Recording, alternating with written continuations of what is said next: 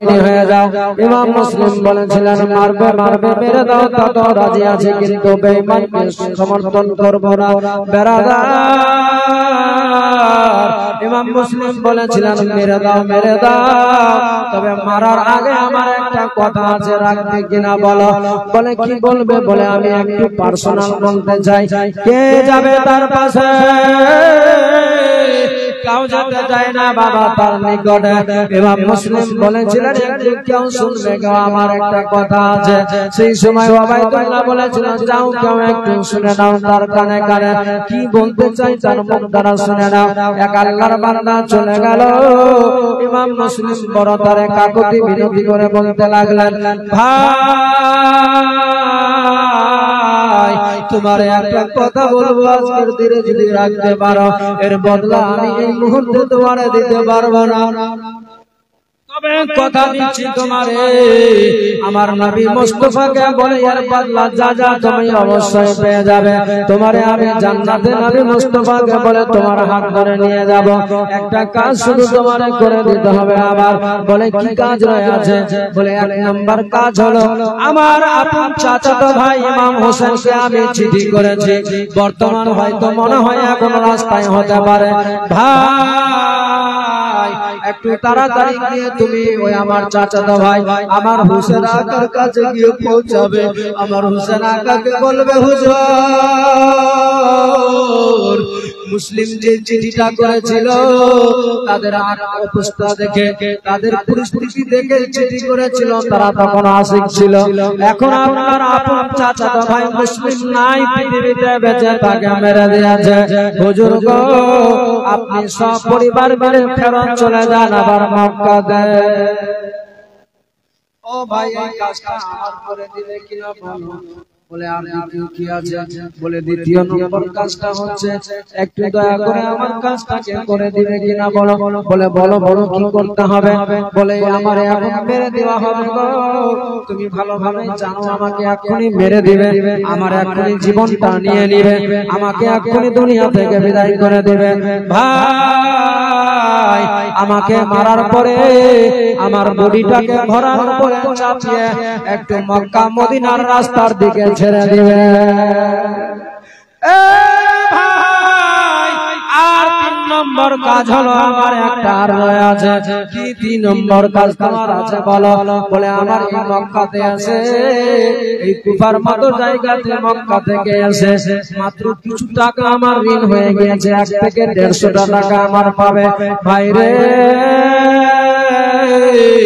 এই আমার ভরাটাকে বিক্রি করে তুমি টাকাটা পরিশোধ করে দেবে, পারবে কিনা ভাই বলো। সেই সময় বলেছিলেন হ্যাঁ করে দিব। ইমাম মুসলিম বললেন ভাই এই 3টা যদি তুমি করতে পারো তাহলে তোমারে আমি কথা দিচ্ছি, আমার হোসেন আকা সবাইকে বলে তোমারে আমার রাসূলের কাছে নিয়ে গিয়ে তোমাকে একসঙ্গে আমরা একই গেট দিয়ে আমরা জান্নাতে যাব। বেরাদার ও আমার মা বোনেরা, ইমাম মুসলিম এই কথাটা বলার পরে দাঁড়িয়ে আছেন থমকে বাবা। সেই সময় ওই লোকটা আর দেরি না করে তাড়াতাড়ি চলে গেলেন ওবাইদুল্লাহ বেঈমানের কাছে। গাদ্দার আবার দ্বিতীয় গাদ্দারের কাছে চলে গেল। এই বেঈমান আবার দ্বিতীয় বেঈমানের কাছে গিয়ে বলতে লাগলো, জাহাপানা দেখুন না আমার 3টা কথা বলে দিয়েছে। ইমাম মুসলিমের 3টা কথা যে ছিল ওবাইদুল্লাহ বলছে কি বলেছে বল তাড়াতাড়ি করে। বলে বলো বলো। বলে ইমাম হোসেনকে আসার জন্য নিষেধ করার জন্য আমারে খবর দিতে বলছে, আমি যেন বলে দিই ইমাম হোসেন যেন না আসে। দ্বিতীয় নম্বর হচ্ছে তার বডিটাকে যেন মক্কা মদিনার রাস্তার দিকে আমি যেন ঘোড়ার উপরে ছেড়ে দিতে পারি। 3 নম্বর প্রশ্ন হচ্ছে তার কিছু ঋণ আছে, ঘোড়াটা বিক্রি করে পরিশোধ করতে বলে। ইমাম মুসলিমের এই কথাগুলো ওই বেঈমান ওবাইদুল্লাহ ইবনে জিয়াদ শুনে নিল। সঙ্গে সঙ্গে বলতে লাগলেন, ও মুসলিম মুসলিম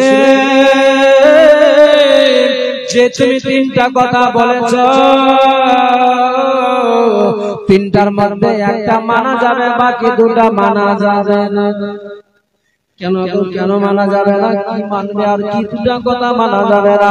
বলে 3 নম্বর প্রশ্ন যেটা তোমার নয় আছে, যেই কথা বলেছো তোমার ঋণ আছে, এই ঘোড়াটা তোমার বিক্রি করে ঋণটা পরিশোধ করে দেওয়া যাবে। তবে তুমি বলেছো যে তোমার বডিটা যেন মক্কা মদিনায় চলে যায়। তুমি আজকে আমার কথা শুনলে না, তুমি আজকে আমার কথা মানলে না। তুমি মনে রাখো, মন দিয়ে শোনো আমার মা বোনেরা, একটু মনটাকে হাজির করো।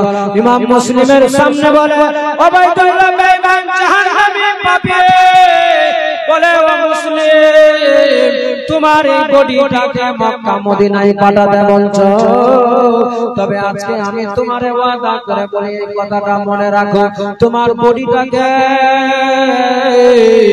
এমন জায়গায় আমি লুকিয়ে দিব, এমন জায়গায় ছুপিয়ে দিব, পৃথিবীর কোনো মানুষ কোনো ইতিহাস কেউ খুঁজে পাবে না।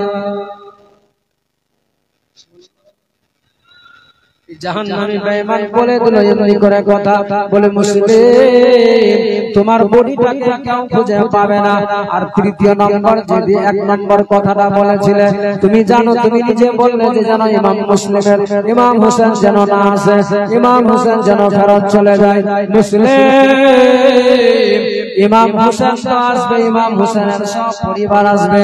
ইমাম হোসেন যদি মুসলিমকে ওবাইদুল্লাহ আমি তোমার কথা বলি শোনো, ইমাম হোসেন যদি এজিকে মানে তাহলে তার জীবন বাঁচবে না, হলে তার থেকেও তোমার থেকেও তার হাল আরো কঠিন ভয়াবহ হয়ে যাবে। ইমাম মুসলিম বুঝতে পেরে গেলেন যে আমার আর জীবন বাঁচবে না, আমার মেরে দিবে। বেরাদার আমার ইমাম মুসলিম কাতর হয়ে পড়লেন। সেই মুহূর্তে ইমাম মুসলিমের উপরে, মাথার উপরে যেন আসমান ভেঙে পড়ে গেল। ইমাম মুসলিম শুধু অঝর নয়নে কেঁদে যায়। ইমাম মুসলিমের চোখে পানি, পানি দেখে বেঈমান জাহান্নামী বলেছিল মুসলিম জীবন চলে যাবে তার জন্য কার্য তুমি কেন কেন কেন আজকে তোমার জীবন বলে তোমার চোখে পানি চলে আসলো, জীবন চলে যাবে বলে তোমার কান্না হচ্ছে। ইমাম মুসলিম বলেছিলেন না না না না, আসলে তা নয়, আমার জীবন যাবে তার জন্য আমি কাঁদি না, আমার হুসেন আমার হুসেন আকার কি হবে সেই বিষয়ে শুধু আমার চোখে পানি, আমার নিজের জীবন যাবে তার জন্য আমি কাঁদিনি আর কাঁদবো না কখনো।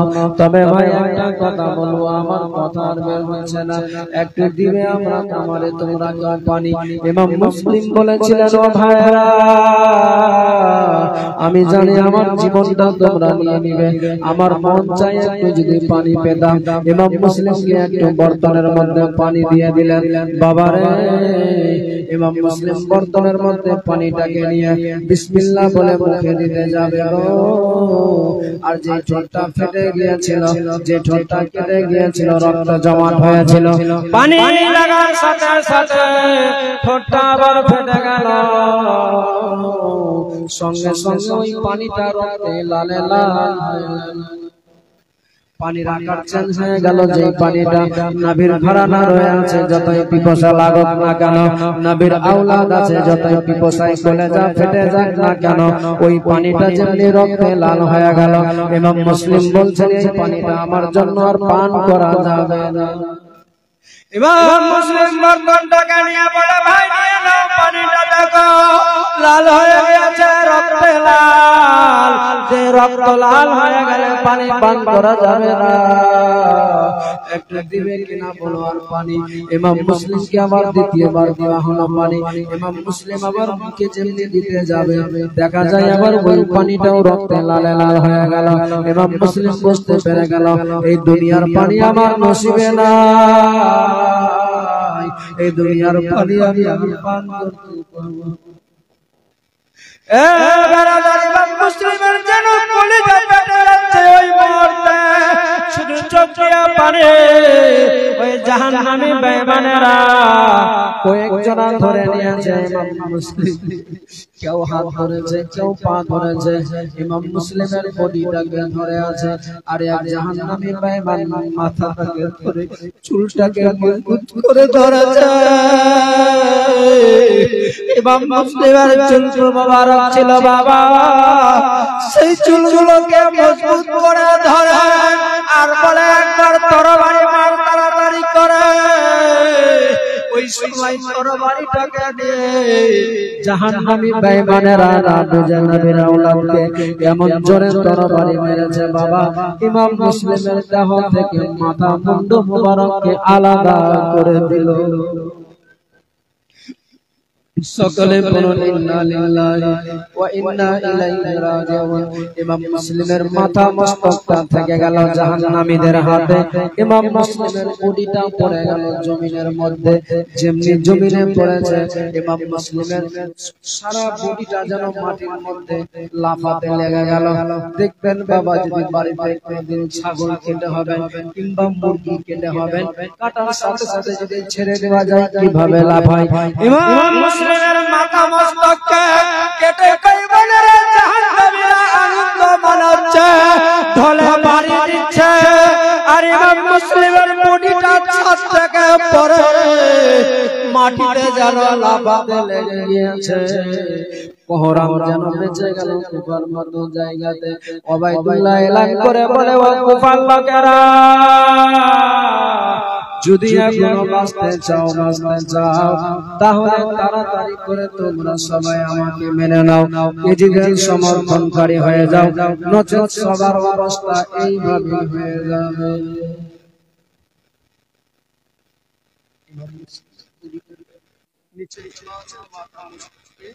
মাথা হাতের মধ্যে ধরেছে, ওই মাথা থেকে তারপরেও যেন বিকৃত করে আওয়াজ বের হচ্ছে।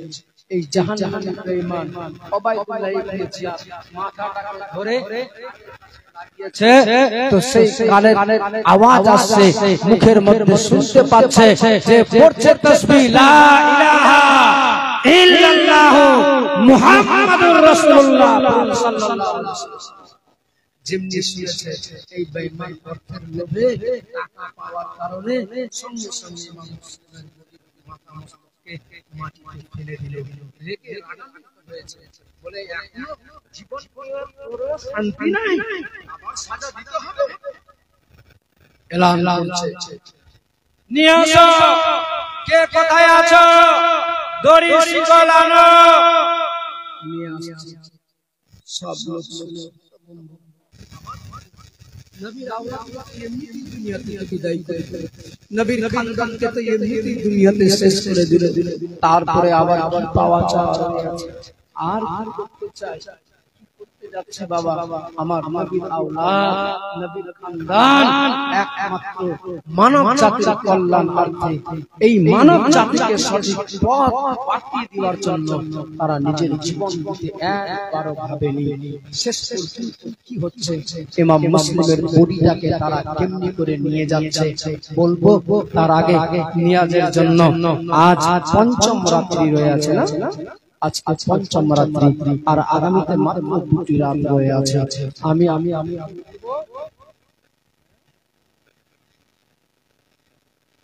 আজকের দিনে একটুখানি শুধু ভালোবাসা দেখব, নিয়াজের জন্য, ফাতিহার জন্য 100টা করে টাকা আল্লাহর বান্দাদের কাছে চাইব। ইমাম মুসলিমের বডিটাকে কি করছে শোনাবো আপনাদেরকে। তার আগে পারবেন দেখাতে, একটু ভালোবাসার হাত বাড়াতে পারবেন? আমার নবী খুশি হয়ে যাবে, আমার নবীর আওলাদ খুশি হয়ে যাবে। আহারে আমার নবী বলবে, আহারে আমার উম্মতিরা কেমন আছে যে আমার আওলাদের কথা শুনে, আমার আওলাদের কথা শুনে তাদের মনে অন্তরে দয়া লেগেছে, অন্তরের মধ্যে ছোঁয়া লেগেছে, যার জন্য তারা ইমাম মুসলিমের নিয়াজের জন্য 100টা করে টাকা বের করেছে। আল্লাহ, এই আমার উম্মতিদেরকে তুমি জাহান্নাম থেকে রেহাই করে দাও, পেরেশানি দূরে সরিয়ে দাও। মাশাআল্লাহ, আমার নবী যদি খুশি হয়ে যায়, আল্লাহ আপনার আমার প্রতি রাজি হয়ে যাবে। আমার কয়েকজন ভাইরা 100 করে দিয়েছে। আমি দেখবো মা বোন, বেশি চাইনি, 500 1000 চাইনি, শুধু চেয়েছি 100টা করে টাকা চেয়েছি আমি। সুবহানাল্লাহ, একজন 100 দিয়েছে, আরো একজন 100টা টাকা দিয়েছে। মাশাআল্লাহ, আরো একজন দিয়েছে, আরো একজন দিল 50টি টাকা। বাবা পারবেন একটু ভালোবাসা দেখাতে? চট করে একটু দিবেন, আল্লাহ আপনার প্রতি খুশি হয়ে যাবে, আমার আল্লাহ আমার নবী আপনার প্রতি রাজি হয়ে যাবে। মাশাআল্লাহ, একজন আরো 100 দিয়েছে, একজন 50 দিয়েছে, আরো একজন 50 টাকা।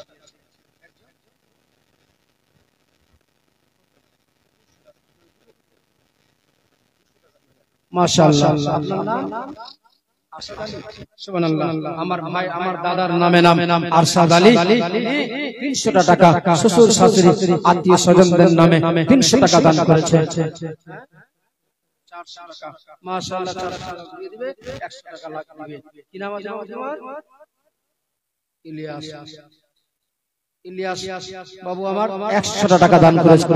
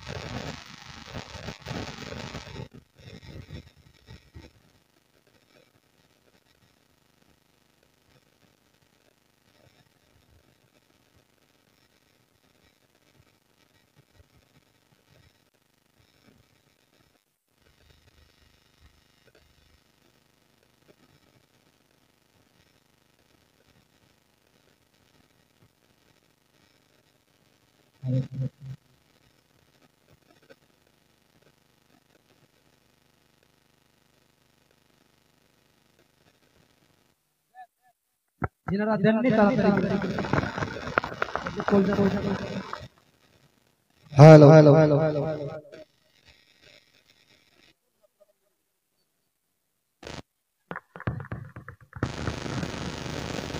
माशाআল্লাহ অনেক দিয়েছে 100 করে 200 করে 300 করে। আমি চাইবো আমার মা বোনদের কাছে, মা বোন জীবনে অনেক দান খয়রাত করেছেন, আজকে মুসলিমের নামে নিয়াজ খালি হবে তার জন্য পারবেন একটু দিতে। আমি চেয়েছি 100 টাকা চেয়েছি, চাইনি আপনাদের কাছে। আল্লাহ যেন প্রত্যেকের দান করে। আমিন জাযাকাল্লাহু খাইরান। এক বাবাজি আমার আরো 100 টাকা দান করেছে। আমিন সুম্মা আমিন। একটু দুরূদ শরীফ পড়েন তারপরে শুনবেন। আল্লাহুম্মা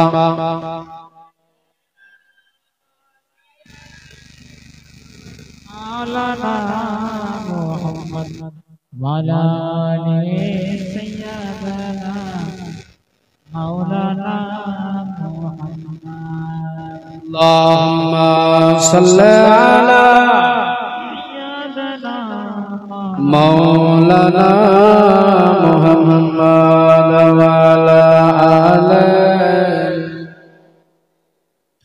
وعلى آل سيدنا محمد اللهم صل على مولانا محمد وعلى آل سيدنا 2020 টাকা মাশাআল্লাহ 2020 হয়েছে। একটু আগে বাড়া যাবে না? হ্যাঁ ইনশাআল্লাহ যাবে। দেন ফাতিহার দিন সুবহানাল্লাহ। আরো দিয়েছে এই 60 টাকা তাহলে 80 হয়ে গেল 2080। দেন তাড়াতাড়ি করে দেন 2-5 মিনিটের মধ্যে, বাস তারপর সামনে শোনাবো। হয়ে গেল কত? 80 90 100 2120। কবি বলছেন মাদের নবী দা ইয়া নবী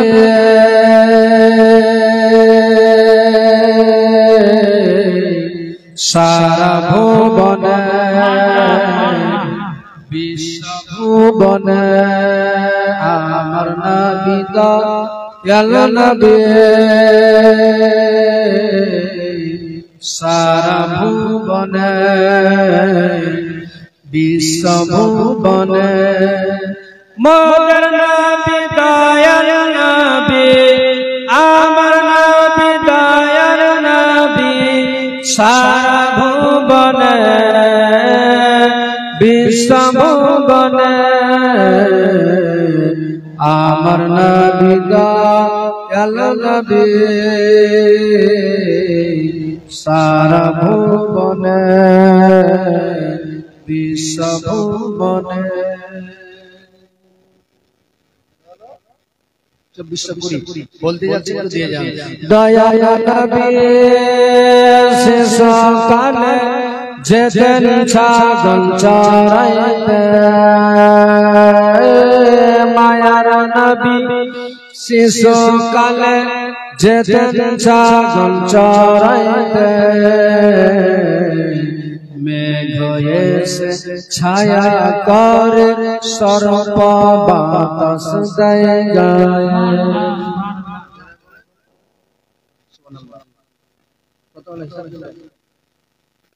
ফেরেশতারা দেখবেন বলে, ফেরেশতারা দেখবেন বলে, নুকিয়ে থাকেন কোন বনে, নুকিয়ে থাকেন কোন বনে। আমার নবী দয়াল নবী সারা ভুবনে, বিশ্ব ভুবনে। মোদের নবী দয়াল নবী সারা ভুবনে, বিশ্ব ভুবনে। আমার নবী দয়াল নবী সারা ভুবনে, বিশ্ব ভুবনে। সুবহানাল্লাহ। 25 পুরো যাবে না? দেন একটু তাড়াতাড়ি করে। কবি বলছেন, আমি গজলটা বলে একটু দেওয়ার চেষ্টা করলাম তাড়াতাড়ি। 100 মাত্র এক খান দিয়ে 4 খান দিলাম, কঠিন তা। কথা হলো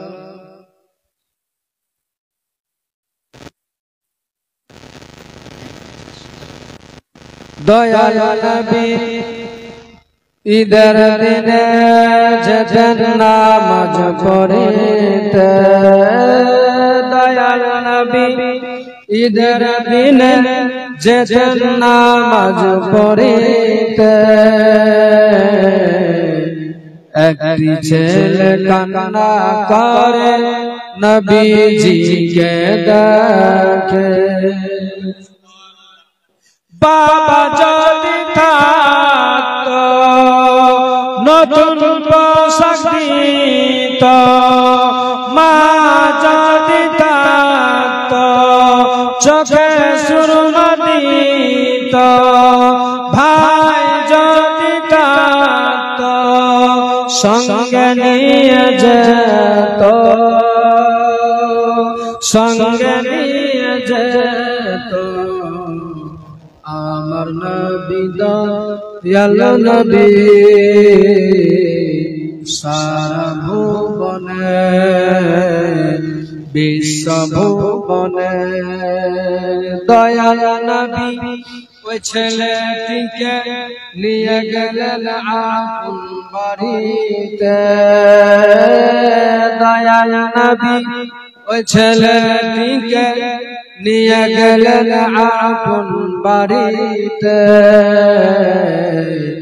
আয়েশা দেখে খুশি হয়, খুশি দেন তাহাকে।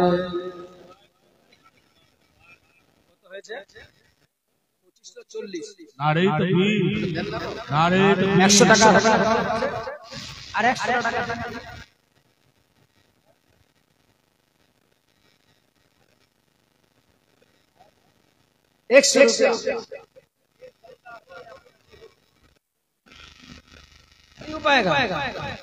जरूर होगा यार, संभव सभी संभव। আমি তো 500 1000 2000 চাচ্ছি।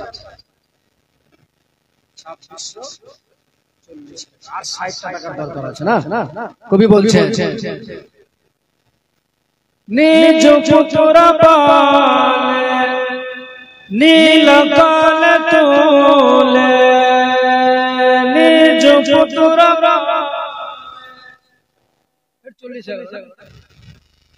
নিজ পুত্র বলে নীল কালে তোলে, নীল কালে তোলে, নীল কালে তোলে। আমার নবী দয়াল নবী সারা ভুবনে, বিশ্ব ভুবনে। মোদের নবী দয়াল নবী সারা ভুবনে বিশ্ব ভুবনে আমার নবী দয়াল নবী সারা ভুবনে বিশ্ব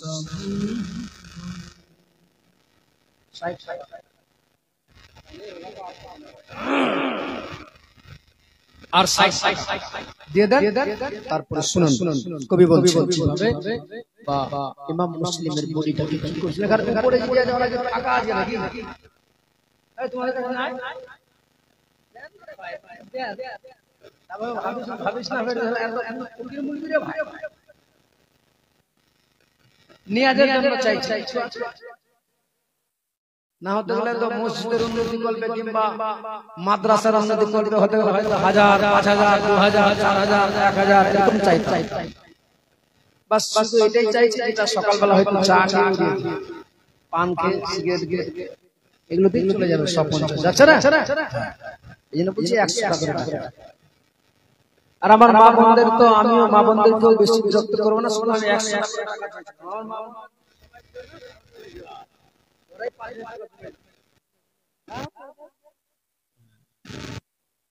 একবার দরুদ শরীফ পড়েন তারপর দুটি ছন্দ বলে জীবনী শোনাবেন আল্লাহুম্মা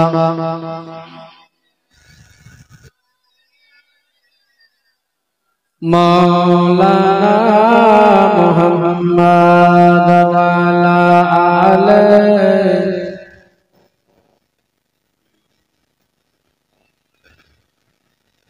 আরবে নাই মিশরে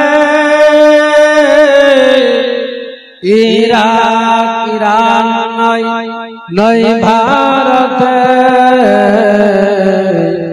সারা আসমান জমিনে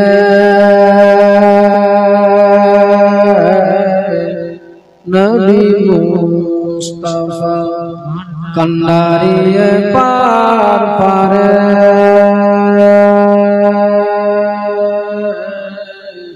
নবী মুস্তাফা আরবে নাই মিশরে ইরান নাই ভারতে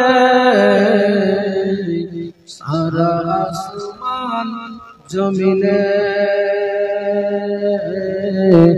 নবী মুস্তাফা কন্ডারিয়ে পার পারে নবী মুস্তাফা সুবহানাল্লাহ জোরে বলে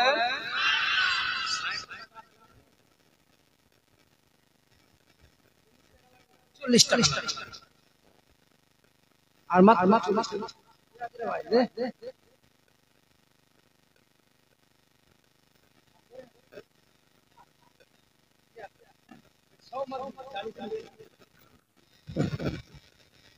কবি বলছেন তোর পাহাড় মোসা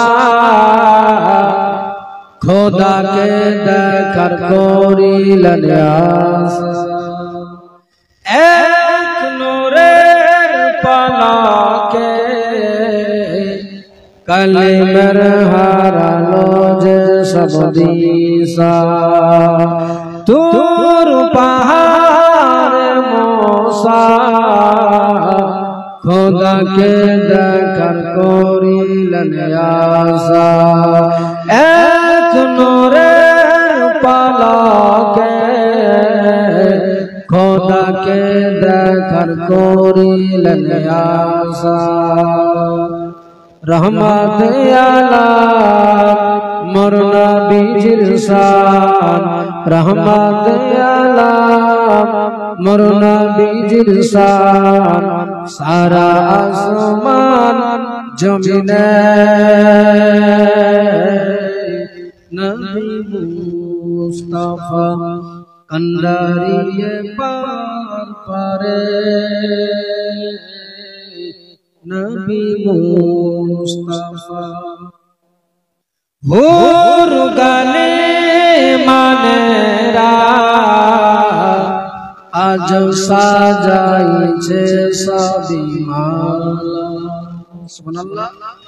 হুর গালি মানেরা আজ সাজাইছে সবই মালা। রহমত আলাম মোর নবীর শান, সারা আসমান জমিনে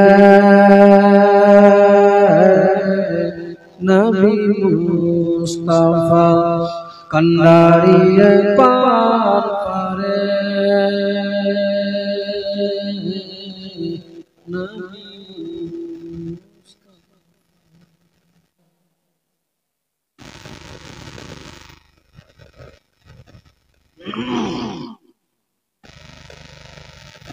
বাবাজি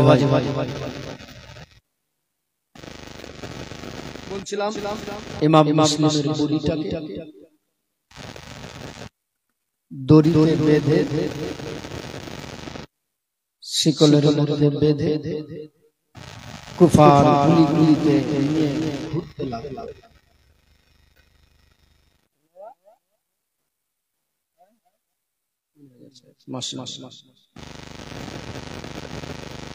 কুফার গুলিগুলিতে নিয়ে ঘুরতে লাগলো। দেখাচ্ছে যে দেখো যারা মানবে, যারা মেনে চলবে তাদের একই অবস্থা হবে। অতএব খবরদার, যদি বাঁচতে চাও, শান্তিতে বসবাস করতে চাও, তাহলে কেউ তোমরা এই ইমাম হোসেনের পরিবারকে আশ্রয় দিবে না, তাকে মানতে হবে না। আমরা যা বলবো, যে পথে চলতে বলবো, সেই পথে চলার চেষ্টা করতে হবে। এই কথা বলে ইমাম মুসলিমকে সত্যি এই বেঈমান জাহান্নামে যেভাবে বলেছে তাই করেছে। আজ পর্যন্ত কোন কিতাবে পাওয়া যায় না যে ইমাম মুসলিমের বডিটা কোথায় আছে, ইমাম মুসলিমের লাশ দেহটা কোথায় রেখেছে। এই জাহান্নামে বেঈমান কোন জায়গায় ছড়িয়ে দিল কেউ বলতে পারবে না। বাবাজি ভাই, ইমাম মুসলিম রাদিয়াল্লাহু তাআলা আনহু দুনিয়া থেকে বিদায় হওয়ার পরে কুফার মতো জায়গাতে হইচই হতে গেল। এমনিতেই যারা একটু মান্যওয়ালা ছিল তারা সব ইমাম হোসেন বলে আহ্বান করে গেল। বারাদার বাবাজি ভাইরা, আমার মা বোনেরা, মন দিয়ে শুনুন। ইমাম মুসলিম রাদিয়াল্লাহু তাআলা আনহু দুনিয়া থেকে বিদায় হওয়ার সাথে সাথে সব কুফার যত মানুষ ছিল ভীতু হয়ে গেল, আরো নিজের জীবন বাঁচানোর জন্য সব ভুলে গেল। বেরাদার, ইমাম মুসলিমের দুটি বাচ্চা থেকে গেল গাজী সুরাইয়ের বাড়িতে। এ মুসলমান, ওই কাজী সুরাইয়ের বাড়িতে বাচ্চা দুটি ছিল বাবা শুয়ে। যখন ইমাম মুসলিমকে মারা হয়েছিল সন্ধ্যা নাগাদে, সেই সময় ইমাম মুসলিমের বাচ্চা দুটি শুয়েছিল বাবা বিছানে। হঠাৎ করে যেন স্বপ্ন জগে বাচ্চা দুটি একই দেখছে, যেন স্বপ্ন জগে দেখতে পাচ্ছে। আল্লাহ তাআলা যেন সেই বাচ্চা দুটিকে স্বপ্ন দেয়, বাচ্চা দুটি যেন নিজের চোখে দেখতে পাচ্ছে। দুই ভাই মিলে একই স্বপ্ন দুই জনা যেন একই টাইমে দেখে। আমার মায়ার নবী, দয়ার নবী, কমলিওয়ালা নবী ইমাম মুসলিমকে বলে, মুসলিম তুমি চলে আসলে তোমার বাচ্চা দুটিকে কোথায় রাখলে? এ মুসলিম, তুমি চলে আসলে তোমার বাচ্চাগুলো কোথায় আছে? আমার নবী কমলিওয়ালা, মায়ার নবী, দয়ার নবী, কমলিওয়ালা নবী যেমনি জিজ্ঞেস করেছে, ইমাম মুসলিম হুজুর নয়নে কেঁদে কেঁদে বলতে লাগলেন, হুজুর আকা আমার বাচ্চা খুব তাড়াতাড়ি চলে আসবে আমার কাছে। ইমাম মুসলিমের এই কথা বলার সাথে সাথে বাচ্চাগুলোর ঘুম ভেঙে গেল। বাবার সাথে সাথে উঠে বসে গেল, বাচ্চাগুলো হাউ হাউ করে কাঁদতে লেগে গেল। ইমাম মুসলিমের বড় ছেলে ইব্রাহিম আর মুহাম্মদ দুই ভাই মিলে এক অপরকে জড়িয়ে ধরে বলে, ভাই আজকে কি জানো একটা বিকট স্বপ্ন দেখে এ ভাই আমি স্বপ্ন জগতে যেন দেখতে পেলাম আমার বাবাকে আমার নবী মুস্তাফা জিজ্ঞেস করে বলে ও মুসলিম তুমি চলে আসলে তোমার ছেলেরা কোথায় আছে যেমনি এই কথা বলেছেন ছোট ভাই বলছে দাদা গো আপনি যা স্বপ্ন তুমি যা দেখলে আমিও তাই একই স্বপ্ন দেখেছি এর মানে কি আমি আসলে তো বুঝতে পারলাম না তাহলে কি আমার বাবা আমাদের ছেড়ে চলে গেল তাহলে কি আমার বাবা আমাদের রেখে চলে গেল বলো তো ইমাম মুসলিমের বড় ছেলে ইব্রাহিম বলেছিল ভাই তুমি চিন্তিত হয়ো না খবর পেয়ে যাব আসলে আমার আব্বার কি হয়েছে সেই সময় কাঁদতে কাঁদতে বাচ্চা দুটি বসে আছে চোখে শুধু পানি আর ইন্দিমিন টাইমে কাজী সরাই দরওয়াজা খুলে বাড়ির ভিতরে আসছে ইমাম মুসলিমের বাচ্চা দুটি সেই সময় বলেছিলেন চাচা চাচা চাচা একটা সত্যি করে কথা বলুন তো চাচা আমার আব্বা কোথায় আমার আব্বা ভালো আছে তো আমার আব্বা কোথায় আছে কেমনে আছে একটু বলে দিবেন দেখুন বাবা মাত্র 7-8 বছরের বাচ্চারা কেমনি করে তাদেরকে কষ্ট করতে হয়েছিল কেমনি করে তারা জ্বালা যন্ত্রণা বিয়োগ বেদনা সহ্য করেছিল একবার ভেবে দেখুন নিজের মাথাতে একবার ভেবে দেখুন নিজের ব্রেনে আমার আল্লাহ বুদ্ধি দিয়েছে আপনাকে মেধা শক্তি দিয়েছে যথেষ্ট বুঝতে পারবেন নিজের মাথাতে ইমাম মুসলিমের ছোট ছোট বাচ্চা ছিল দুটি এই 7-8 বছরের বাচ্চাদের মা নাই বাবা নাই দুনিয়া থেকে বিদায় মায়ের আদর যত্ন করে বলে তাদের জানা ছিল না বাবা বাবা মাকে দেখতে পেল না বাবার কাছে তারা আদর যত্ন হয়ে বড় হয়েছিল হঠাৎ করে তার বাবা চলে গেল এই বাচ্চা দুটি যার ফলে মজুর জয়না কেঁদে যায় বলে চাচা সত্যি করে বলুন তো আমার আব্বা কোথায় আছে আমার আব্বা তো ভালো আছে এই বাচ্চা দুটির মুখের দিকে তাকিয়ে দেখে বাচ্চা দুটির চোখে পানি দেখে কাজী সরাইয়ের চোখ দিয়ে শুধু পানি বয়ে যাচ্ছে শুধু চোখে পানি কোনো উত্তর নাই কোনো প্রশ্নের জবাব নাই কাজী সরাইয়ের বাচ্চা ওই সময় কাজী সরাইকে জিজ্ঞেস করেন বলেন চাচা চাচা গো কেন বলছেন না চাচা কি হয়েছে আসলে ব্যাপারটা কি একটু খুলে বলেন না আমার আব্বা তো ভালো আছে আমার আব্বা কোথায় আছে বলেন না কোনো কথা না বলে চুপচাপ দাঁড়িয়ে আছে বাচ্চা দুটি কাজী সরাইকে জড়িয়ে ধরে নিয়ে যায় বলে চাচা ওগো চাচা বলেন কোথায় আমার আব্বা কোথায় আছে আমার আব্বা কোথায় আছে বলেন না কাজী সরাই তাই সময় বাচ্চা দুটিকে জড়িয়ে ধরে হাউ হাউ করে কেঁদে যাচ্ছে বলে বেটা রে আসলে তোমার আব্বা নাই যে বেঁচে আছে কেমনি করে বলবো তোমাদেরকে কি বাজা এই বেঈমানেরা কুফার মতো জায়গাতে এই জাহান্নামী ওবাইদুল্লাহর হাতে তোমার আব্বা চিরতরে দুনিয়া ছেড়ে দিয়েছে তোমার আব্বাকে দুনিয়া থেকে বিদায় করে দিয়েছে তোমার আব্বাকে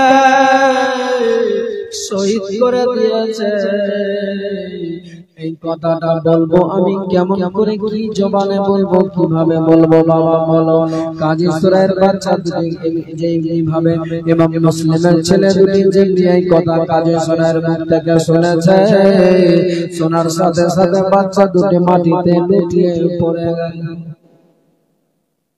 যেমনি বাচ্চা দুটি মাটিতে লুটিয়ে পড়েছে ইমাম মুসলিমের বাচ্চাদের আকার আকৃতি দেখে সঙ্গে সঙ্গে বাবা ওই কাজী সরাই পানি বাচ্চা দুটির মাথায় দিলেন ছিটা দিলেন মুখে পানি দিল বাবা বাচ্চা দুটির জ্ঞান ফিরে গেল বাচ্চারা হাউ হাউ করে কাঁদতে লেগে গেল কেন চাচা আমার আব্বা নাই তাহলে সত্যি কি আমার আব্বাকে মেরে দেওয়া হয়েছে বলুন চাচা আমার আব্বা কোথায় আছে আমার আব্বাকে কেন কি করেছে আমার আব্বা তো কোনো দোষ করে নাই আপনার কারো কোনো ক্ষতি করি নাই তারপরও আমার আব্বাকে মারলো কেন কি অপরাধে কোথায় আমার আব্বা আছে চলো চাচা, আমার আব্বার কাছে, আমার আব্বাকে দেখতে চাই আমি এই মুহূর্তে।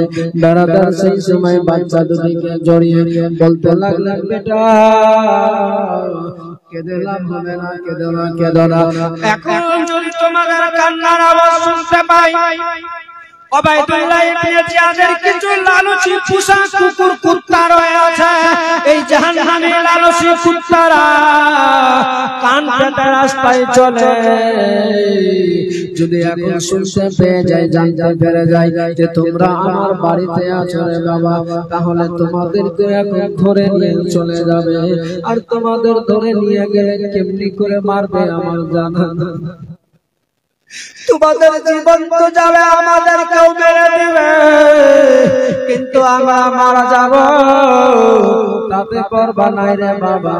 আমরা মরে যাব তাতে চিন্তা করি না, কিন্তু তোমার বাবার সঙ্গে আমার ওয়াদা ছিল যেন তোমাদেরকে সোনার মদিনা মক্কায় পৌঁছাতে পারি। বাবা আমি সেই ওয়াদা পালন করতে চাই, আমি সেই ওয়াদাটুকু পূর্ণ করতে চাই রে বাবা। বেটারে তোমরা কেউ কাঁদবে না, এই মুহূর্তে কাঁদবে না, চোখে পানি নেই, আসতে গেলে হবে না। এখন আর কোনো কাঁদার সময় নাই, এখন একটাই সময় আছে, শুধু তোমাদেরকে যেতে হবে মদিনাতে। বাচ্চা দুটি সেই সময় বলেছিলেন, বলুন তো চাচা, বাচ্চা দুটি বলেছিলেন চাচা বলুন তো আসলে আমার আব্বাকে কেমনি করে মারা হয়েছে, কেমনি মেরেছে? সেই সময় বলেছিলেন, বেশি কমে গেল, সেই সময় বলেছিলেন, বলে বাবা তুমি বরদাস্ত করতে পারবে না, সহ্য করতে পারবে না, যেভাবে তোমার আব্বাকে গণহত্যা করা হয়েছে, মারা হয়েছে তোমার বাবাকে, তোমরা শুনতে গেলে তোমরা সব বেহুশ হয়ে যাবে। আসলে আমি চাই না বাবা তোমরা এসব কথা শোনো, আমি চাই না যেন তোমাদের কোনো ক্ষতি হয়ে যায়। যার জন্য চাই এখন একটাই রাস্তা, একটাই পথ, একটাই মত, তোমরা যেন সহজে মদিনায় পৌঁছে যেতে পারো। এই ভাবনা চিন্তা নিয়ে সেই সময় বাচ্চা দুটি, এমনিতেই ছোট্ট বাচ্চা ছিল বাবা, তারাও নিজের জীবন বাঁচাচ্ছে। বাচ্চা দুটি কাঁদে, শুধু কান্না তাদের চোখে পাড়িয়ে। বাচ্চা দুটির কান্না দেখে কাজী সোরাইয়ের যেন কলেজা ফেটে যাচ্ছে। বাচ্চা দুটিকে আদর যত্ন করে বলে, বেটারা এখন আর কান্না চলবে না, তোমাদেরকে যেতে হবে মদিনাতে। আজ রাত্রি বেলাতে কিছু লোকজন যাবে কাফেলা মদিনাতে, আমি চাই তাদের সঙ্গে তোমাদেরকে সঙ্গী করে দিতে, তোমরা মদিনায় চলে যাবে। নিজের ছেলে বেটাকে ডাকলেন, যার নাম আরশাদ ছিল। আসাদ বেটাকে ডেকে বলতে লাগলেন, বেটারে ও বেটা আরশাদ, একটা কথা বলবো, তোমারে লাগবে কিনা বলো? বলে হ্যাঁ আব্বা বলুন, কি বলবেন? বলে তুমি সব জানো ভালো করে, আজ নবী পরিবারের উপরে কি জুলুম অত্যাচার শুরু হয়েছে, নবীর আওলাদের প্রতি কি জ্বালা যন্ত্রণা শুরু হয়েছে। তাই আমি বলতে চাই বেটা, এই মুহূর্তে আজকে রাত্রি বেলায় কিছু কাফেলা যাবে মদিনাতে।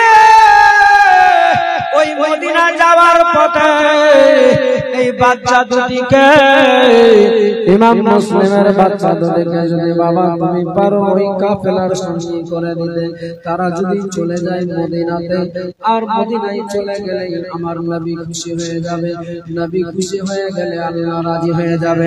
আমার যা ইমাম মুসলিমের সঙ্গে ওয়াদা ছিল সেই ওয়াদাটা পূর্ণ হয়ে যাবে, আমরা বাপ বেটা মিলে হাসতে হাসতে জান্নাতে চলে যাব।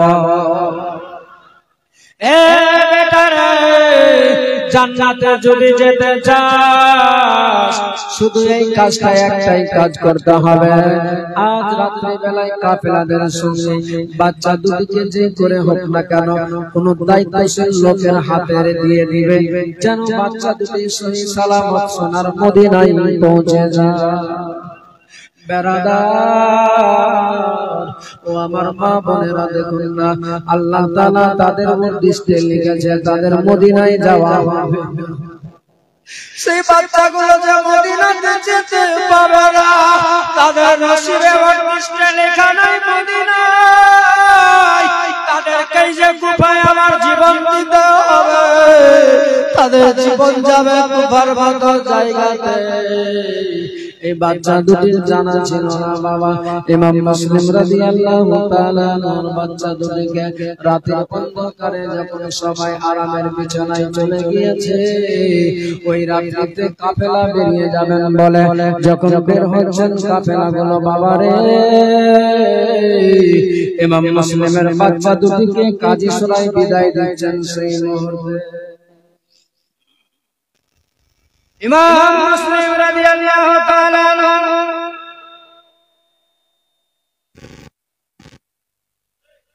কি হচ্ছে রে ভাই? ইমাম মুসলিম রাদিয়াল্লাহু তাআলা আনহুর দুটি বাচ্চা দুটিকে নিকটে টেনে আদর যত্ন করে, কপালে চুম্বন দেয়, মুখে লাগায়, ঠোঁটে লাগায়, আদর যত্ন করে বলে বেটারে আজকে একটা কথা বলবো আমি তোমারে। হ্যাঁ বলুন চাচা কি বলতে চাও? বলে বেটারে তোমরা সোনার মদিনায় চলে যাবে, সর্বপ্রথমে রাসূলের রওজায় গিয়ে আমার সালামটা পৌঁছে দেবে। এবারে বাচ্চা দুটিকে বলেছে, বাচ্চা দুটি শুনে বড় খুশি হয়ে গেল যে তাহলে সত্যি আমরা সোনার মদিনায় পৌঁছে যেতে পারবো। কিন্তু তারা যে বুঝতে পারে যে আমাদের মদিনায় যাওয়া হবে না। বাচ্চা দুটিকে যত্ন করে তাদের কোমরের মধ্যে 10টা করে টাকা দিয়ে দিল বাবা। কোন কিতাবে পাওয়া যায় 10টা করে দিনার, কোনটাতে পাওয়া যায় 15টা করে রিয়াল ছিল বাবা। তাদের কোমরে দিয়ে দিল 10টি করে রিয়াল, আর বলে দিলেন বেটারে ও মুসলিমের বাচ্চারা, রাস্তায় যেতে যেতে কোথাও যদি দরকার লাগে এই পয়সাগুলো দিয়ে তোমরা দোকান থেকে কিছু খরিদ করে এ বাবা আমি তোমাদেরকে এর থেকে বেশি কিছু দিতে পারিনি, আর পারবো না, আমার কাছে আর কিছু নাই। বাচ্চা দুটি ওই পয়সাগুলো নিয়ে কোমরের মধ্যে খুশে নিয়েছে বাবা। আসাদের সঙ্গে বেরিয়ে গেলেন, দরওয়াজার সামনে গেটে গেল, কাজী সুরাই আলবেদা বলে তাদেরকে বাচ্চা দুটিকে বিদায় করে দিলেন। বাচ্চা দুটি দরওয়াজার সামনে দাঁড়িয়ে, আসাদ দরওয়াজার সামনে দাঁড়িয়েছে। দেখতে পাচ্ছে কিছুক্ষণ আগে, কয়েক মিনিট আগে কাফেলা বেরিয়ে চলে গেল। সঙ্গে সঙ্গে আসাদ বলে বাবুরে ওই দেখো ওই দেখো ওই দেখা যায় ধুলোবালি মরুভূমি যেন বা রাস্তায় বালুগুলো যেন উড়ে যায়, ধুলাবালি যেন দেখা যাচ্ছে। তোমরা যদি ওই কাফেলাদেরকে ধরতে চাও, কাফেলাদের যদি সঙ্গী হতে চাও, তাহলে তোমাদেরকে তাদের পিছনে পিছনে তাদেরকে ধরার জন্য দৌড়াতে লাগবে। আর তোমরা যদি একটু কষ্ট করে দৌড়াতে দৌড়াতে চলে যেতে পারো, তাহলে তাদের সঙ্গী পেয়ে যাবে। এই রাত্রিতে আর কোনো মদিনায় যাওয়ার মতো কাফেলা নাই, আর কারোর সঙ্গী পাবে না বেটা ভাই। তোমাদের বড় মুসিবত চলে আসবে। আর সকাল বেলায় জানি না কি হবে, তোমাদের জীবনের কোনো গ্যারান্টি নাই। যেমনি বলেছে বাচ্চা দুটির যেন কলেজা হিলে যায়, সঙ্গে সঙ্গে বলে ঠিক আছে তাহলে দৌড়াতে লেগে গেল। দৌড়ে যাই দৌড়াতে শেষ হচ্ছে না রাস্তা, কিন্তু বাচ্চা দুটি দৌড়ানো বন্ধ করে না। যেতে যেতে যেতে যেতে রাস্তায় চলতে চলতে তাদের টার্গেট আছে যে করে কাফেলার কাছে। কিন্তু দেখা গেল তারা শুধু সামনে তাকাতে গিয়ে গর্তের মধ্যে পা পড়ে যাওয়ার কারণে ছোট ভাই মাটির মধ্যে লুটিয়ে পড়ে। বড় ভাই বুকে জড়িয়ে নিল, আবার ছোট বড় ছোটকে বড় দেবে নাই, ছোটকে বড় দেবে নাই। এমনি করে তারা পড়ে উঠে কিন্তু তারপরও তারা থামতে চায় না। তারা চাই যে করে কাফেলাকে ধরতে। এই টার্গেট নিয়ে বাবা দৌড়াতে লেগেছে। যেতে যেতে যেতে যেতে একটা জায়গায় হঠাৎ করে থমকে দাঁড়িয়ে গেল বাবা। ওই জায়গাটাতে একজন দাঁড়িয়ে গেল। যেই জায়গাটাতে দাঁড় হলো দেখছে ওখানে একটা ডানে রাস্তা গেল, একটা বামে রাস্তা গেল, দুই দিকে দুটা রাস্তা চলে গেল। বাচ্চা দুটি বড় চিন্তায় পড়ে গেল।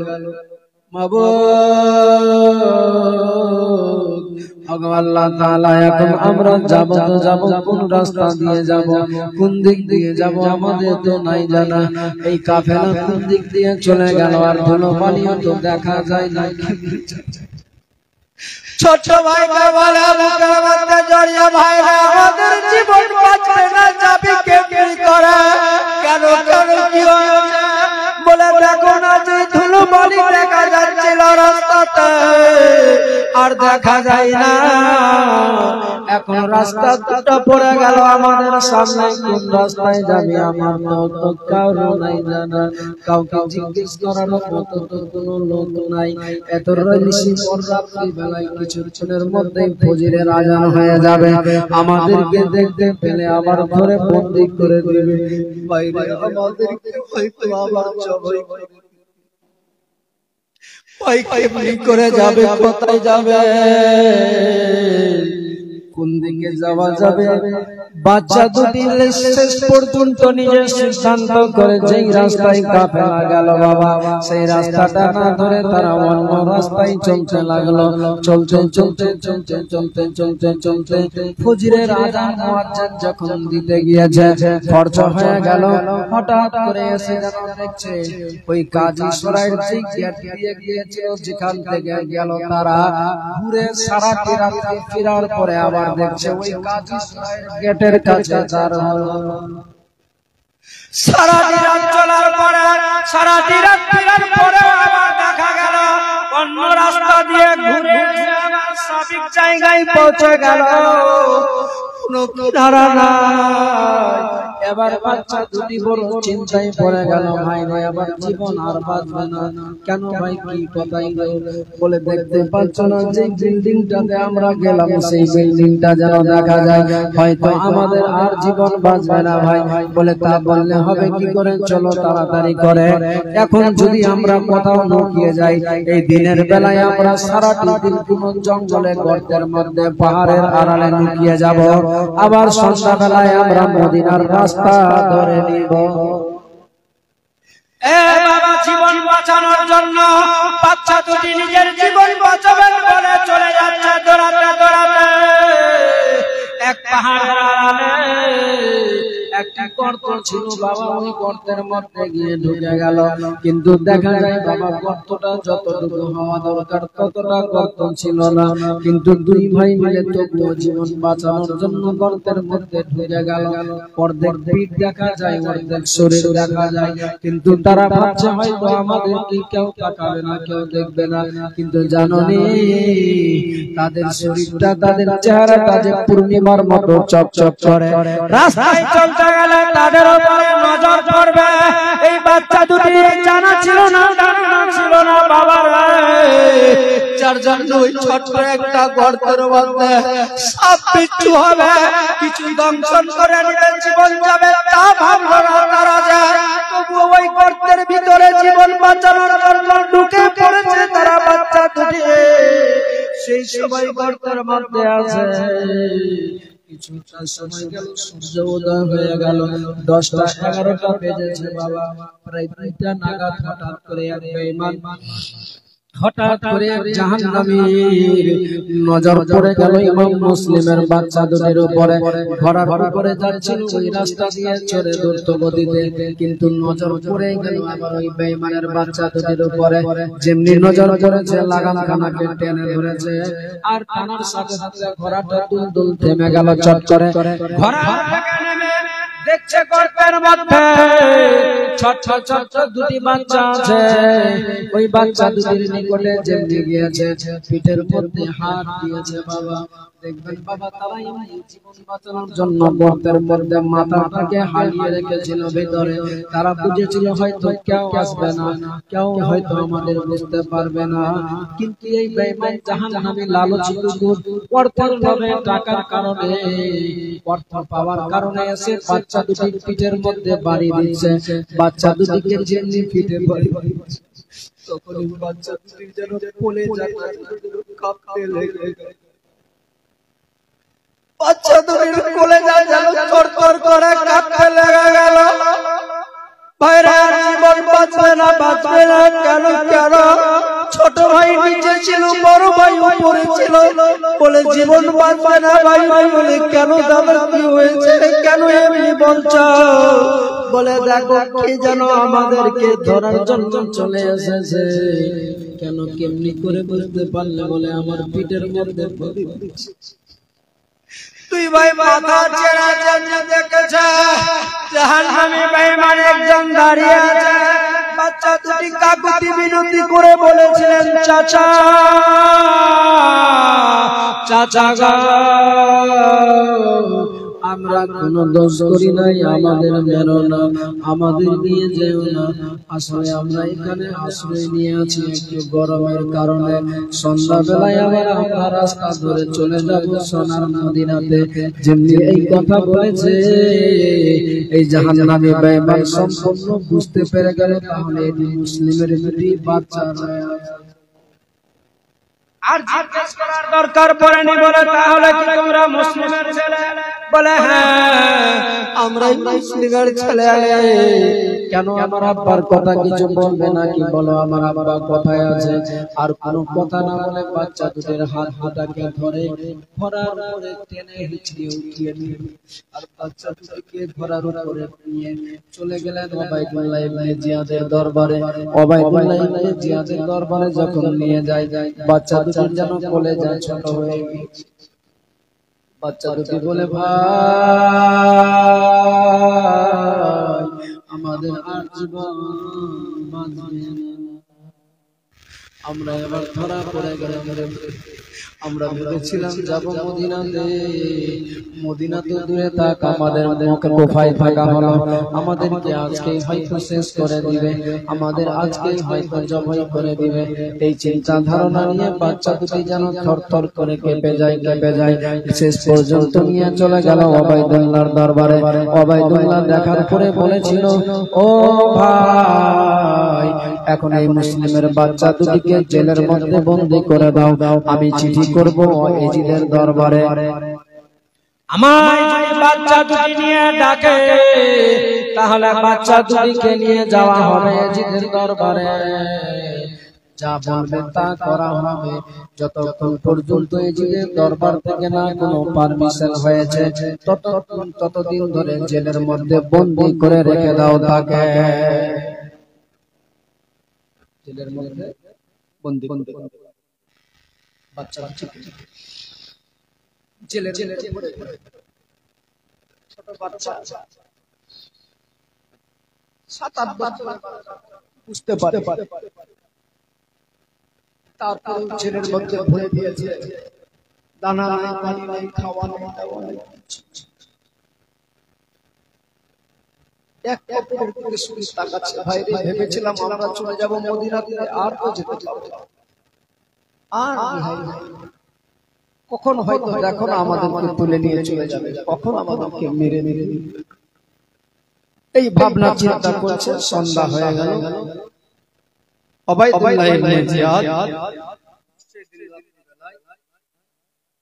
যে দারোগা, জেলের দারোয়ান, যার নাম মাসউদ দারোগা, এই মাসউদ দারোগা আমার নবীর পাক্কা আশিক ছিল। বলুন সুবহানাল্লাহ। নবীর আওলাদ বিপদে, কিন্তু তারপরে আমার আল্লাহ তাআলা সময়ে সময়ে তাদের সহলিয়াতের জন্য তাদের যেন রাস্তা খুলে যায়, বের করে দিচ্ছে। কিন্তু তারপরে আল্লাহ বুঝাচ্ছে, দেখো শত চেষ্টা করেছে, কিন্তু তারপরে আমি যে ইসলাম তাদেরকে দিয়ে প্রতিষ্ঠিত করব, ইসলাম তাদেরকে দিয়ে যে চিন্তা করব, আমার নবীর উম্মতিরা 18,000 মাখলুকাতের মধ্যে শ্রেষ্ঠ মাখলুক হবে। এই নবীর আওলাদদের প্রেম, ভালোবাসা, মহব্বত অন্তরে রাখবে, তবে আমি আল্লাহ তাদের প্রতি খুশি হব। আজকে সেই মহব্বত নিয়ে আমরা বসে আছি। এই বাচ্চাটাকে জেলের মধ্যে ভরে দিল। জেলের মধ্যে ভরে দিয়েছে, রাত্রি অনেক হয়ে গেল। মসমস দারোগা খেতে যাবে বাড়িতে, আর হঠাৎ করে বাচ্চা একবার দুরূদ শরীফ পড়ুন, আল্লাহুম্মা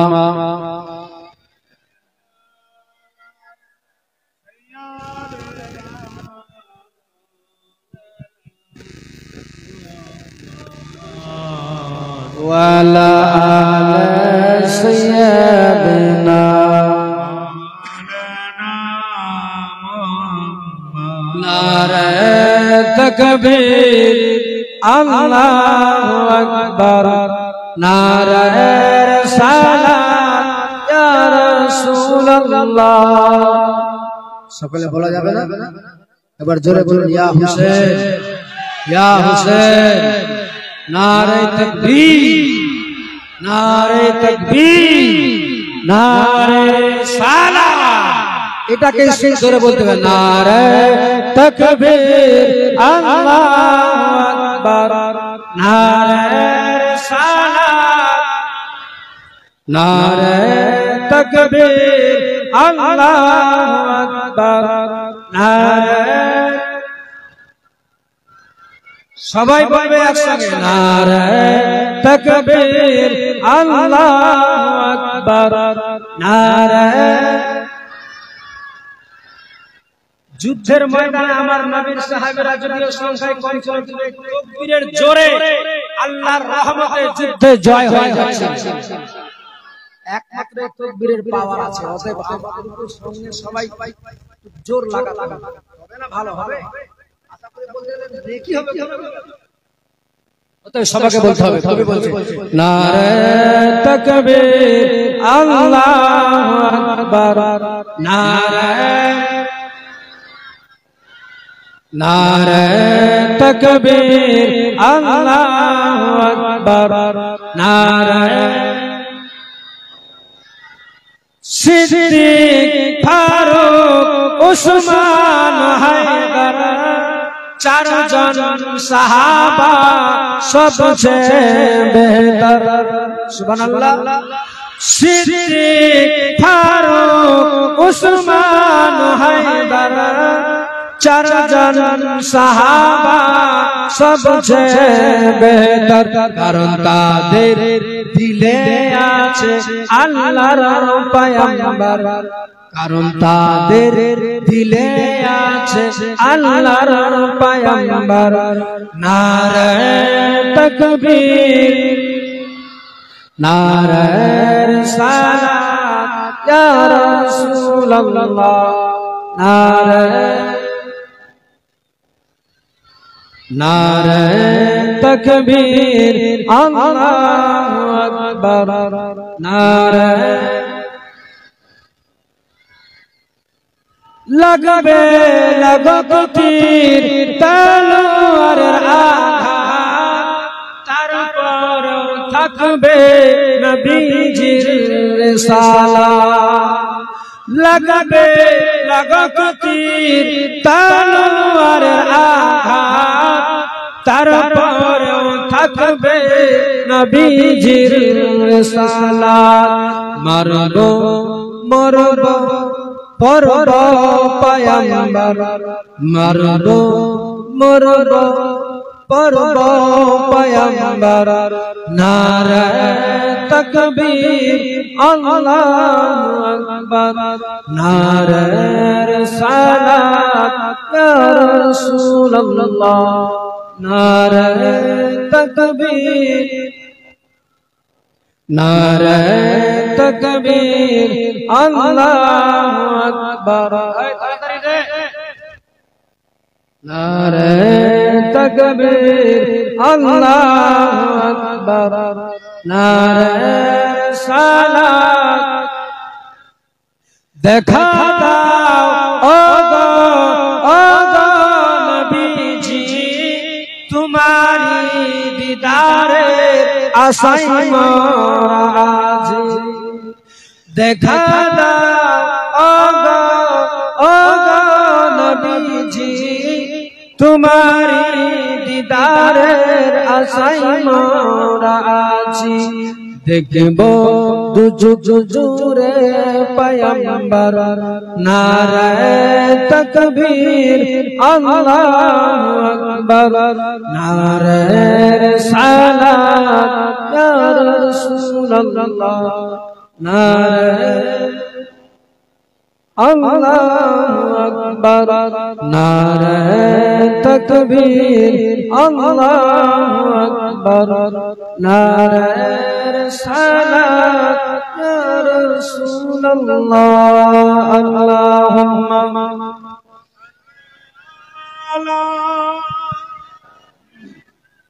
মাওলানা মুহাম্মদ ওয়া আলা আলি সাইয়্যিদিনা মাওলানা মুহাম্মদ সাল্লু আলা মুহাম্মাদিন সাল্লু আলা মুহাম্মাদ হরদম জবা সিনি কালো পাক নবে মুহাম্মদ আল্লাহুম্মা সাল্লি আলা সাইয়্যিদিনা মাওলানা মুহাম্মদ ওয়া আলা আলি সাইয়্যিদিনা মাওলানা মুহাম্মদ। আরো দুটা বলছি শুধু খালি তাড়াতাড়ি করে যাও তাড়াতাড়ি করে হয়ে যায় কবি বলছেন হো আমি চলে গেলে আমায় তোমরা ভুলে যেও না হো আমি চলে গেলে আমায় তোমরা ভুলে যেও না আমার মরণ আসিবে কখন কেউ তো জানে না আমার মরণ আসিবে কখন কেউ তো জানে না আমি মরে গেলে আমায় তোমরা ভুলে যেও না আমি চলে গেলে আমায় তোমরা ভুলে যেও না আমার মরণ আসিবে কখন কেউ তো জানে না আমার মরণ আসিবে কখন কেউ তো জানে না আমি মরে গেলে আমায় তোমরা ভুলে যেও না আমি চলে গেলে আমায় তোমরা ভুলে যেও না আমি মরে গেলে আমায় তোমরা ভুলে যেও না আমার মরণ আসিবে কখন কেউ তো জানে না আমার মরণ আসিবে কখন কেউ তো জানে না বাবা মা কবর মাঝে কেউ তো যাবে না যিনি যাবেন তিনি হলেন শাহে মদিনা জোরে বলতে সুবহানাল্লাহ সুবহানাল্লাহ আরো জোরে সুবহানাল্লাহ বাবা মা কবর মাঝে কেউ তো যাবে না যিনি যাবেন তিনি হলেন শাহে মদিনা বাবা মা কবর মাঝে কেউ তো যাবে না যিনি যাবেন তিনি হলেন শাহে মদিনা ও ভাই সেই নবীজির দিদার পেতে চলো মদিনা হাই হাই সেই নবীজির দিদার পেতে চলো মদিনা ও ভাই সেই নবীজির দিদার পেতে চলো মদিনা আমার মরণ আসিবে কখন কেউ তো জানে না আমার মরণ আসিবে কখন কেউ জানে না আমি চলে গেলে আমায় তোমরা ভুলে যেও না আমি মরে গেলে আমায় তোমরা ভুলে যেও না আমার মরণ আসিবে কখন কেউ তো জানে না আমার মরণ আসিবে কখন কেউ তো জানে না আমি চলে গেলে আমায় তোমরা ভুলে যেও না আমি মরে গেলে আমায় তোমরা ভুলে যেও না আমার মরণ আসিবে কখন কেউ তো জানে না আমার মরণ আসবে কখন কেউ তো জানে না। জীবনের কোনো গ্যারান্টি নেই, কখন আমাদেরকে চলে যেতে হবে, এটাই একটা সিস্টেম। শুনুন,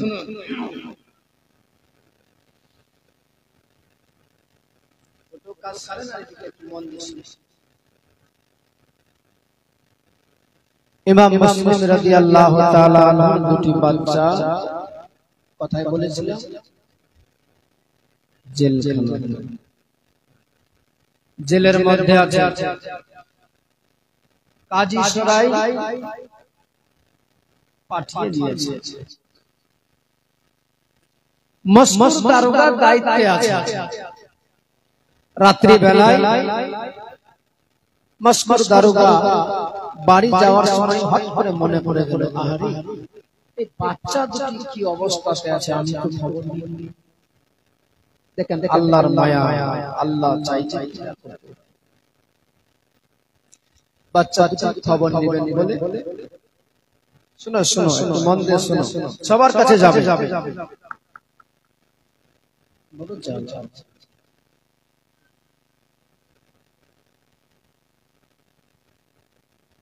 ইমাম মুসলিম রাদিয়াল্লাহু তাআলা আনহুর বাচ্চা দুটির কাছে মসমস দারোগা রাত্রি বেলা শিকল তালাটাকে খুলতে গেল।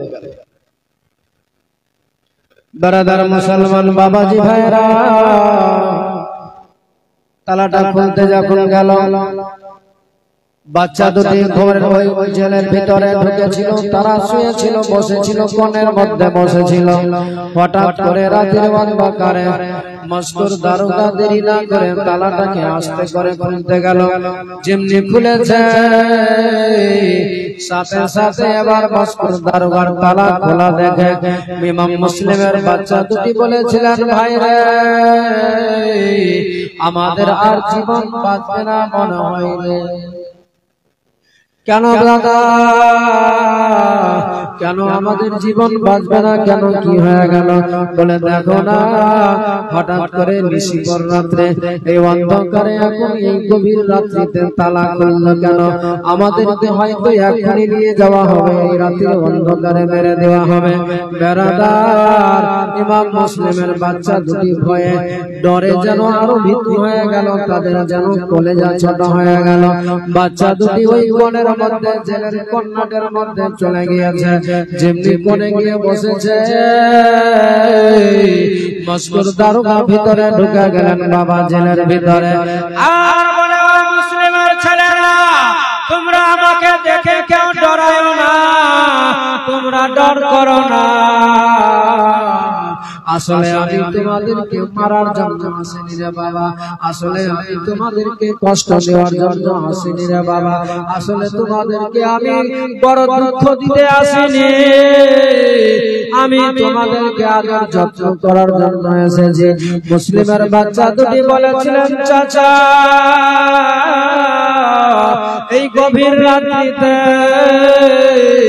সারাদিন চলে গেল, একবার তো তুমি ভিতরে আসলে না, আর এখন আবার ওই গভীর রাত্রিতে কেন তালাটা খুললে? আমাদের হয়তো মারার জন্য এটা চক্রান্ত করছো। বলে না বাবা, না না, আসলে না, আমি তোমাদের মারার জন্য প্ল্যান করিনি, তবে হ্যাঁ সত্যি একটা আমি প্ল্যান করেছি, যে আমি তোমাদেরকে যে করে হোক না কেন সোনার মদিনায় পাঠিয়ে দিব। বাবা, তোমরা চিন্তিত হয় না, তোমরা ডর করো না, আমার একটাই প্ল্যান, একটাই ডিসিশন, একটাই সিদ্ধান্ত নিয়েছি বাবা রে। তোমাদেরকে রাতের অন্ধকারে, গভীর রাত্রিতে, এই গভীর রজনীতে তোমাদেরকে যে করে হোক না কেন সোনার মদিনায় পাঠানোর ব্যবস্থা করব আমি। বাচ্চা দুটির মনে একটু সান্ত্বনা চলে আসলো। বাচ্চা দুটি ভেবেছে, আল্লাহ,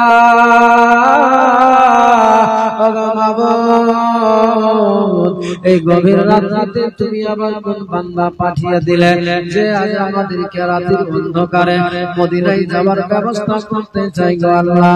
বাচ্চা দুটো সেই সময় বলেছিলেন, চাচা গো, এই গভীর রাত্রিতে যদি আজ আপনি আমাদের মদিনা পাঠানোর ব্যবস্থা করেন, আমার কামলিওয়ালা নবী মুস্তাফাকে গিয়ে আপনার বিষয়ে সব বলে দিব। আপনি চিন্তা